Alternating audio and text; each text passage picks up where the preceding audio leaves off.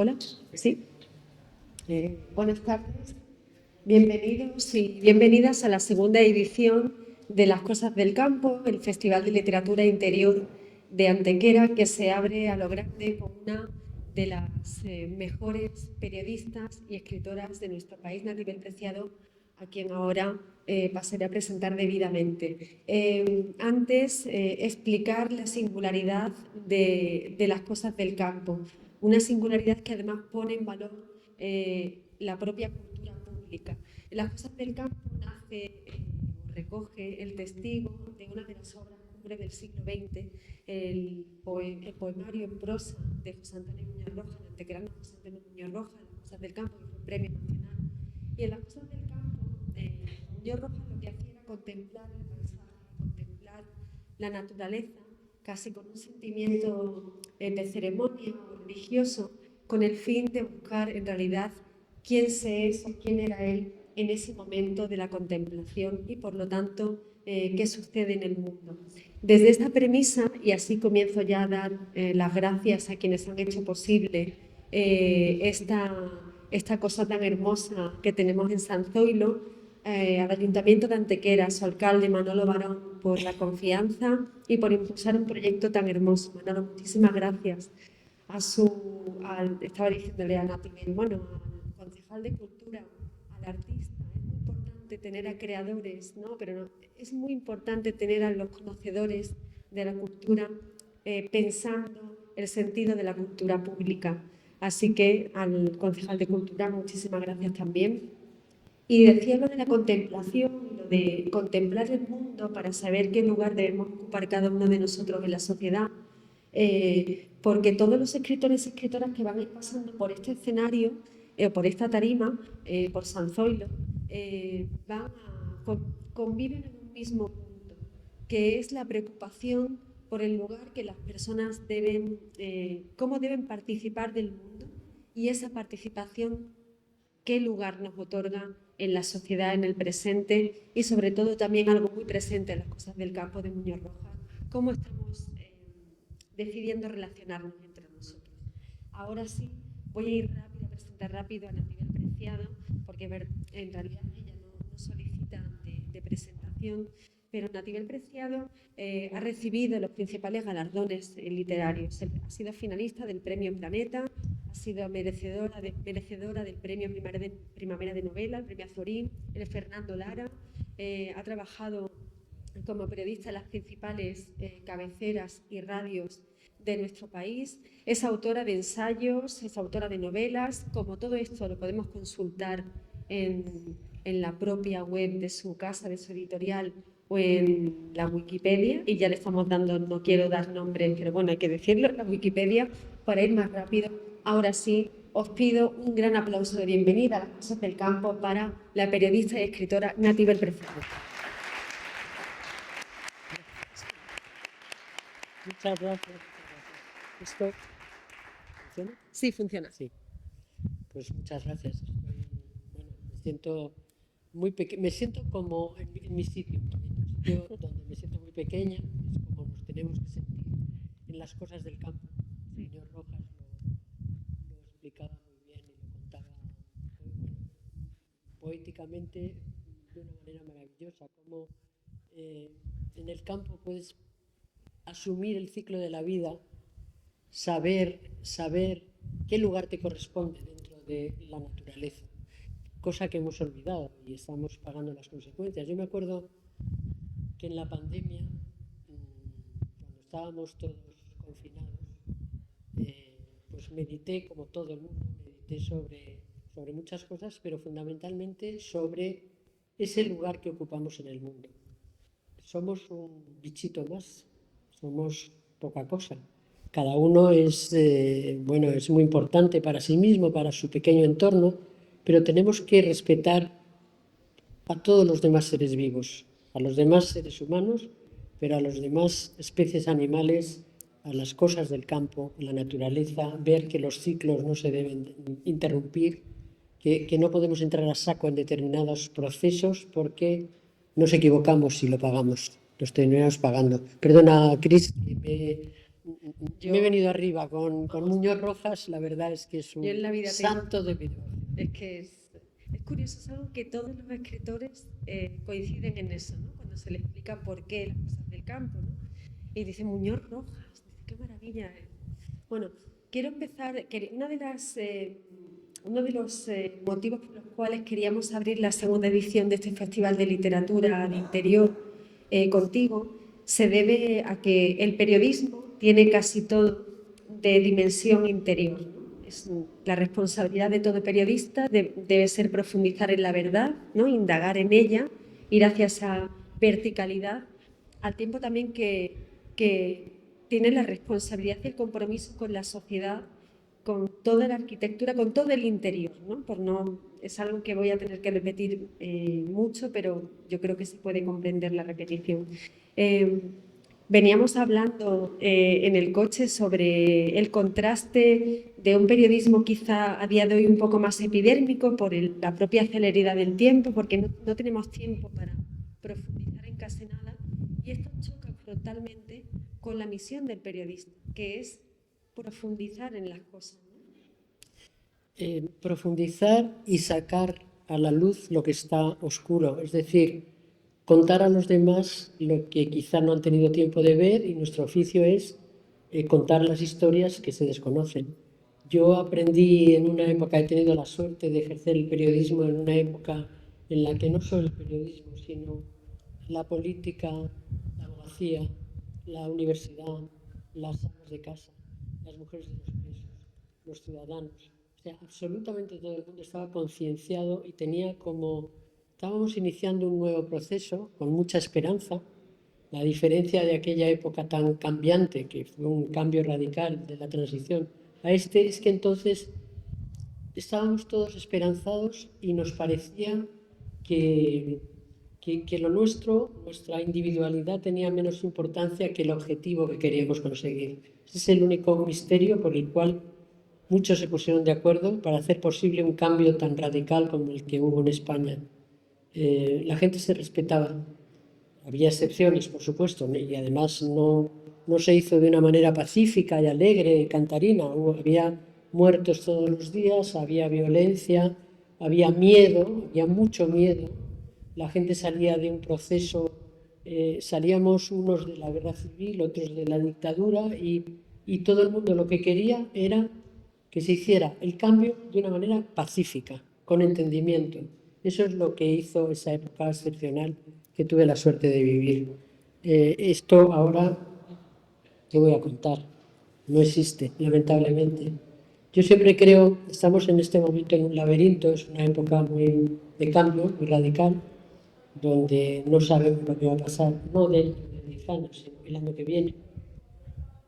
Es una época de incertidumbre, de miedo, donde nos planteamos todo lo que se acaba, incluso los jóvenes, ¿no? Ya a mi edad, evidentemente yo estoy en otra liga, ¿no? Pero los jóvenes no saben cómo va a ser su vida dentro de poco, pero no estamos esperanzados. Cuando lo decía Machado, ¿no? Es difícil salir de algo cuando ves que todo cae alrededor, ¿no? Entonces, yo de este laberinto en el que nos encontramos siempre digo una cosa: de los laberintos siempre te saca por arriba. Entonces puede haber algún acontecimiento, alguna inteligencia artificial que caiga en buenas manos y que nos saque por arriba y nos devuelva la cordura. Ahora que has dicho que has señalado el tema de las nuevas generaciones, ¿no? En cualquier ámbito de lo humano, ¿no? En cualquier disciplina. En la novela que, bueno, ella me ha dicho, si quieres, como primicia, pues aunque salga el 21 de mayo, podemos hablar un poco del Pan de mis hijos, que es la siguiente novela que ella va a publicar. Y uno de los temas que abordas en esta novela es el tema del legado, que es muy interesante, ¿no? Porque yo creo que si viviéramos pensando en el legado, es decir, qué es lo que le vamos a dejar ya no solamente a nuestros hijos e hijas, ¿no? Sino qué es lo que le vamos a dejar, cómo queremos ser recordados. A mí eso me parece un concepto muy interesante, ¿no? Porque creo que vivimos precisamente sin esa cosa vertebradora, ¿no? Y ese tema lo tratas en esta nueva novela y es cuestión que además solicita un viaje hacia el interior muy profundo, ¿no? Primero para saber quién se es y en segundo lugar, es decir, cómo me estoy comportando con los otros, para ver los otros cómo me van a recordar cuando yo ya no esté aquí. El legado es algo importantísimo porque nos hace conscientes de que lo que hemos heredado, porque todos hemos heredado algo de nuestros padres, lo tenemos que traspasar, o sea, somos personas, seres humanos en tránsito. Recibimos una herencia y la tenemos que devolver. Si fuéramos conscientes de eso desde el primer momento de nuestra conciencia, nos comportaríamos de otra manera, pensando que nada es nuestro exclusivamente, que tenemos que vivir para nosotros, tengas o no tengas hijos. El hecho de tener hijos es más fácil porque te lo hace más visible, ¿no? Te preocupas más por la vida cuando ves que mentalizas, idealizas, piensas en tus hijos, en el legado que les quieres dejar. Entonces yo en este libro, que es una novela, es un cuento, es como el cuento de la lechera, es un sueño que yo soñé y hay muchas verdades y algunas mentiras. Entonces, para mi entorno cercano, lo divertido será decir cuáles son las verdades y cuáles son las mentiras de esa historia, ¿no? Pues yo, después de muchos viajes, dar la vuelta al mundo, simbólicamente dar muchas vueltas al mundo, pero bueno, viajo bastante y tal, después de todo esto, hablando con mucha gente, conociendo a personajes, pues todos los que he querido conocer tan importantes, he llegado a la conclusión a la que llegan muchísimas personas, que el principal legado que quiero dejar a mis hijos es una almohada rellena de buenos recuerdos. Es verdad, lo otro vale para poco. Antes estabas contándome que es verdad que es algo que además yo creo que en alguna entrevista que hiciste a partir de Palabras para Olivia, lo comentaste que bueno, este libro que ahora ya es una realidad y que a finales de mayo tendremos tus lectores y lectoras, estaba, digamos, pensado para salir antes de Palabras para Olivia, ¿no? En Palabras para Olivia, por ejemplo, León, es importante la familia, las herencias también, las herencias, digo, cuando la genealogía, ¿no? Todo esto para preguntarte por la memoria cuando se vincula a la tierra, ¿no? La tierra que uno conoce, a la tierra que una le duele y la tierra por la que una transita, ¿no? ¿Qué hacemos con esa memoria? Que, bueno, la memoria ya hoy que es otro de tus grandes temas, por otro lado, ¿no? Pero la memoria hoy en día nadie parece preocuparse por ella, salvo para arrojársela al otro, ¿no? Como además casi como un insulto. Pero se nos olvida esa cosa tan hermosa de que todas las personas que antes que nosotros caminaron por la tierra, ¿no? Te decía antes viniendo, mira la Vega, qué bonita, ¿no? Y hace muchos años y siglos que otras personas caminaron por ahí y la observaron y la contemplaron. Y su memoria está ahí. ¿Qué hacemos con la memoria? Siendo uno de los grandes temas de Natividad Preciado en su trayectoria. ¿Qué hacer para no maltratarla tanto? Bueno, a ver, yo creo, es que en la vida hay muchos planos. Está el más superficial, donde la memoria es, es una expresión política a veces, la memoria democrática, cómo recuperar la memoria, en fin. Y luego está la vida de la gente, donde la gente no pierde la memoria, la gente no ha perdido la memoria. Individualmente cada uno sabemos el lugar al que pertenecemos, desde luego nos identificamos con los lugares donde hemos vivido de una manera más intensa las emociones, las sensaciones, los hechos más importantes de nuestra vida, nos vinculamos con la tierra y esa tierra que a lo mejor no hemos nacido en ella, podemos ser migrantes, instalarnos en otro lugar donde hemos recuperado la vida, esa memoria la gente se la olvida fácilmente y la gente sabe dónde está. Otra cosa es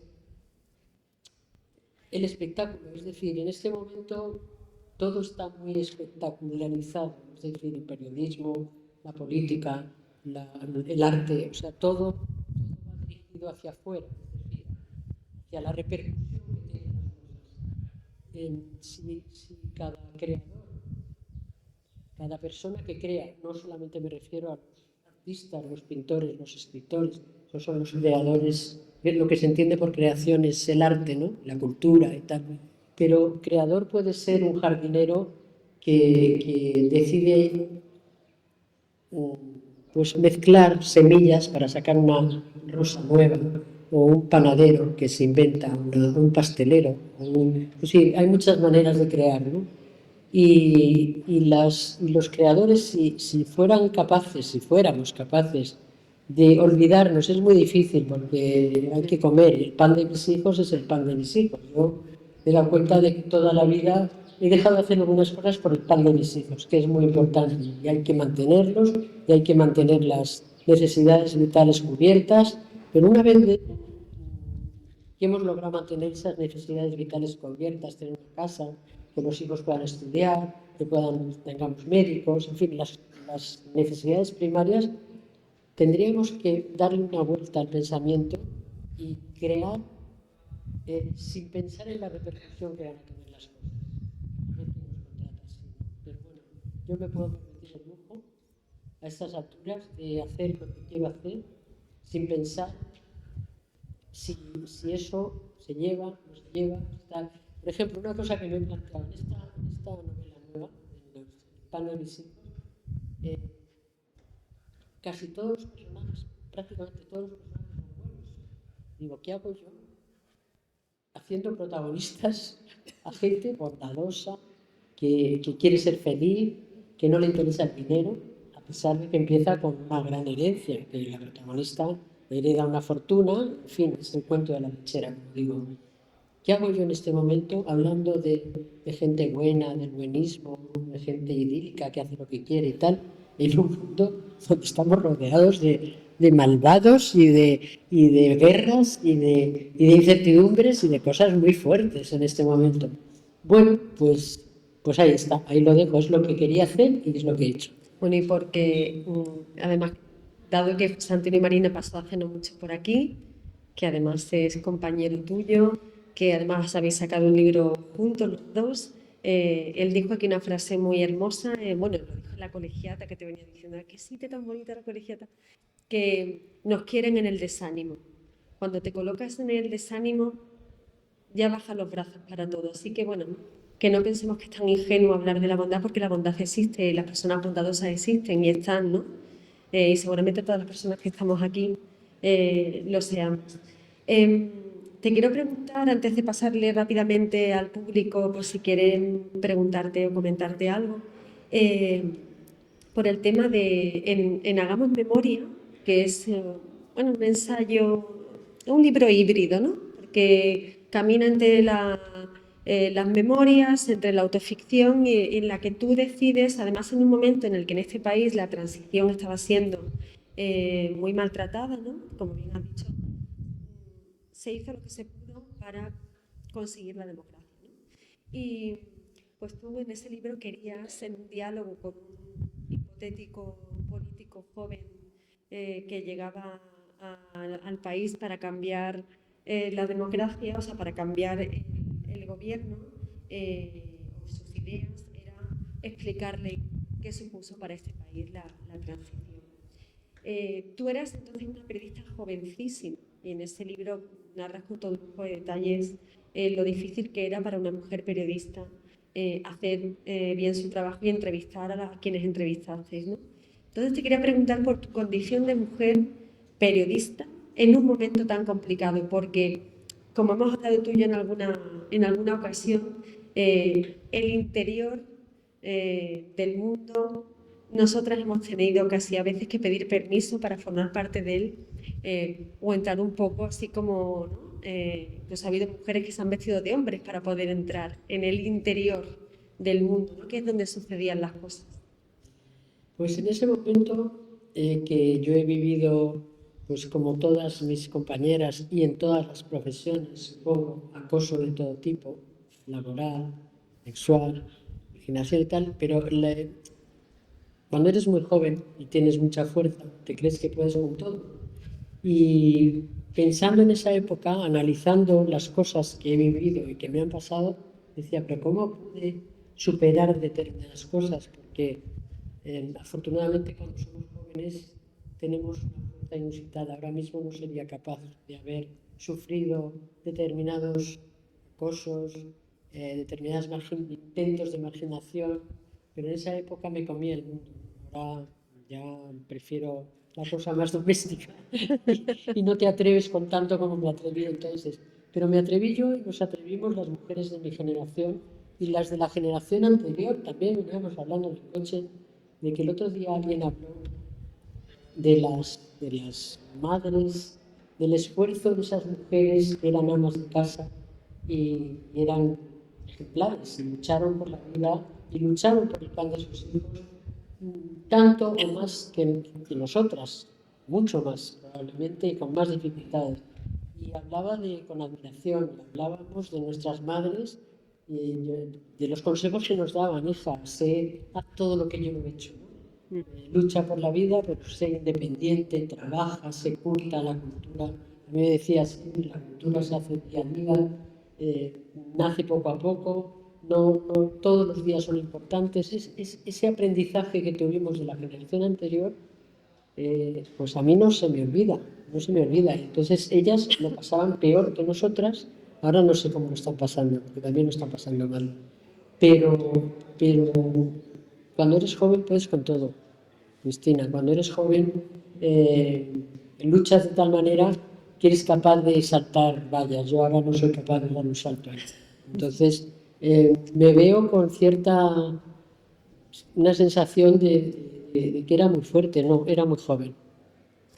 Bueno, en vuestro turno, no sé si queréis preguntarle a Natibel algo sobre su trayectoria como novelista, como periodista, quienes la hayáis escuchado en la radio con Gabilondo, que también veníamos hablando, ¿no? Su paso por la tele, seguramente tenéis algo que preguntarle. Pero la presión de grupo puede, que se dice, ¿no? La presión de grupo puede, entonces nadie. Bueno, yo sigo. ¿Seguimos nosotros? ¿Sí, por aquí? Espera. Sí. Bueno, Sí, sí.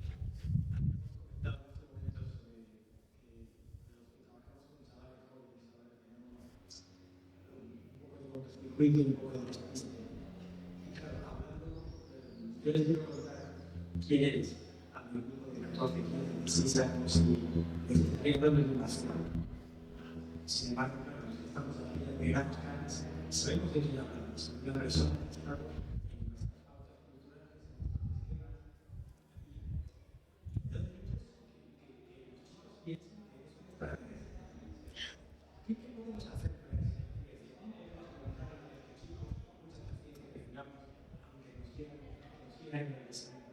¿Qué podemos hacer? ¿Cómo podemos hacer para permitirles a los salarios esos valores que ya hemos porque me temo que ellos no los tienen tan. Yo lo acabo de decir, lo que decía mi madre: la cultura se hace día a día y la educación se hace día a día. Para mí también es que me siento muy afortunada, muy agradecida a la vida por muchos motivos. Por la época en la que nací, por los padres que me tocaron en suerte y por los maestros que me tocaron en suerte. Lo digo también al principio del libro, no todo el mundo ha podido elegir a los padres que le han tocado en suerte. Yo estoy viviendo, si pudiera vivir, elegiría a esos padres y a los maestros que tuve. Yo tuve unos profesores, seguramente como tú, en mi colegio, en plena dictadura, que eran realmente ejemplares, eran maestros. Me enseñaron todo lo que sé, es decir, todos mis cimientos, mi base, lo más importante de mi vida está en lo que me enseñaron, en lo que aprendí por primera vez. La primera vez que me llevó la profesora de Historia y de Historia del Arte al Museo de Arte Contemporáneo de Cuenca. Me sacaban del colegio y me llevaban allí. El profesor de Ciencias Naturales que nos llevaba a la naturaleza, a distinguir unas plantas. Era un colegio muy especial, ¿eh? Debo decir que en Madrid había dos, uno de ellos era el mío, se llamaba de Crowley, que es el nombre de un pedagogo belga que tenía un método especial de enseñanza. Y se pueden hacer muchas cosas desde que son niños, es muy difícil, pero no con la urgencia de obtener resultados inmediatos, porque las cosas son muy lentas y ahora mismo que estamos en un proceso de cambio, también lo hablábamos, tan tremendo, va a pasar algo, pero probablemente yo ya no lo voy a ver. O sea, está evolucionando la sociedad. Eso de que del laberinto te sacan por arriba, ojalá lo saquen por arriba, pero a lo mejor yo ya no lo veo, porque el tiempo histórico, el tiempo geológico, el tiempo histórico no es el tiempo de cada vivencia personal. Entonces, sembrar para que crezca. Entonces, pues no olvidar, no importa nada que no sepan quién soy yo, eso es un nombre, pero sí que sepan que ha habido tiempos en los que la gente ha respetado una serie de normas, ha tenido una serie de principios que eran intocables, que hay mucha gente en el mundo que actúa. Yo siempre digo, es que me acuerdo mucho porque yo, como a todos nosotros, muchos motivos de meditación, confinamiento. Se aprendieron varias cosas. Dos que no deberíamos haber olvidado porque no las una, ¿quiénes eran los imprescindibles? La gente que consiguió que el mundo siguiera funcionando. No eran solo los sanitarios, por supuesto, que salvaban vidas o hacían lo que podían para salvar vidas y entregaron todo su esfuerzo en ello. Los panaderos, los electricistas, los transportistas, o sea, mucha gente que se arriesgaba para que el mundo siguiera funcionando. Sin ellos, y ninguno salía en los periódicos, ninguno era famoso, ¿vale? Y luego la segunda cosa que aprendí, que es muy importante, es que la gente en sus casas, confinada, echó mano de la cultura, del cine, de la música, de la literatura, de la pintura, o sea, porque es esencial, es lo que nos diferencia de las otras especies animales, ¿no? La cultura es lo que nos hace humanos y lo que nos hace aprender a vivir y aprender qué sentido tenemos en esta vida. Esas dos cosas son esenciales. Una última pregunta, Diego, por allí.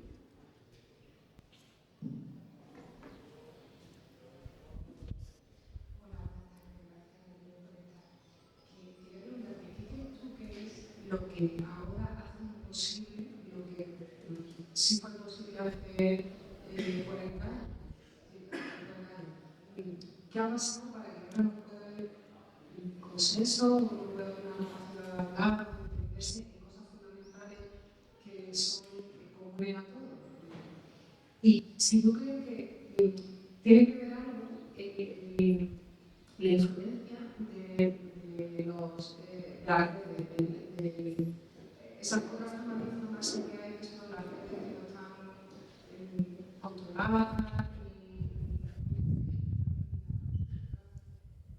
Pues eso es uno de los motivos fundamentales por los que se han cambiado todas las cosas, se han trastocado los valores y ya hemos perdido un poco el norte, ¿no? Con las redes, esa sensación de acceso a todo, del conocimiento inútil, que llamaba ya François Rabelais en un libro, que era, hay tanto conocimiento inútil, tantas cosas que no nos interesan nada, que nos confunden y que no es necesario saber detalles de cosas.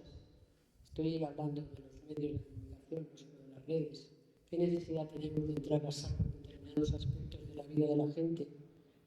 Todo eso se ha ido sembrando como todo. Es que todo es consecuencia de pequeños actos cotidianos o de pequeñas decisiones políticas que desencadenan, ¿no? Situaciones. Entonces, el dinero es muy importante ahora. Empezó teniendo una importancia desmesurada en los años 80, 90 en Estados Unidos. Luego. Entonces, ahora mismo, pues hay mucha gente. ¿Cómo es posible que en España haya una buena situación económica y una mala situación de los trabajadores, una mala situación personal desde el punto de vista económico? ¿Qué está pasando? ¿Quién se está llevando el dinero? ¿Quién se está llevando la fuerza de trabajo? ¿Quién está acumulando? ¿Qué está pasando? Entonces, eso influye en tantas cosas como no solamente en la vida laboral, en la vida política o en la vida periodística, influye en la moda. O sea, hacemos determinadas cosas, las mujeres, ahora estamos perdiendo un poco el norte también, por culpa de la estética, que es una de las industrias más poderosas junto con la de las armas y unas cuantas más, ¿no? Nos han convencido de que tenemos que dar una imagen determinada, que la gente se gasta mucho dinero, ¿no? Se gasta mucho dinero en cambiar de imagen, en los hombres también.